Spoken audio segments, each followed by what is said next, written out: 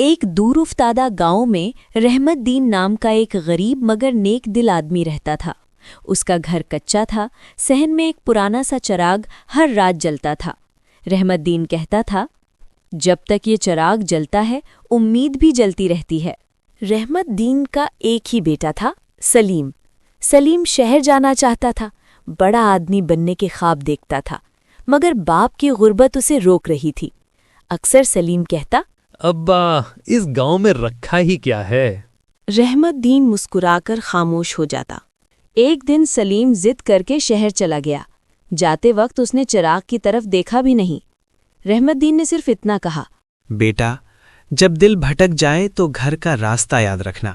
سال گزرتے گئے، سلیم نے شہر میں بہت کچھ دیکھا، دھوکہ، تنہائی، بے حسی۔ ایک دن نوکری بھی چلی گئی، دوست بھی ساتھ چھوڑ گئے۔ اس رات سلیم کو اپنے باپ اور وہی پرانا چراغ یاد آیا۔ وہ فوراً گاؤں لوٹا۔ اندھیری رات تھی، مگر دور سے ایک روشنی نظر آ رہی تھی۔ وہی چراغ ابھی تک جل رہا تھا۔ سلیم بھاگتا ہوا گھر پہنچا۔ دروازہ کھلا تھا، مگر صحن میں رحمت دین نہیں تھا۔ اندر جا کر دیکھا تو باپ چارپائی پر لیٹا تھا۔ کمزور آواز میں بولا، آ گیا میرا بیٹا؟ سلیم کی آنکھوں سے آنسو بہنے لگے۔ ابا، میں ہار گیا تھا، رحمت دین نے دھیرے سے کہا۔ نہیں بیٹا، تم جیت گئے ہو، جو واپس آ گیا۔ اسی رات چراغ بجھ گیا، مگر سلیم کے دل میں ایک نیا چراغ جل اٹھا، باپ کی دعا کا۔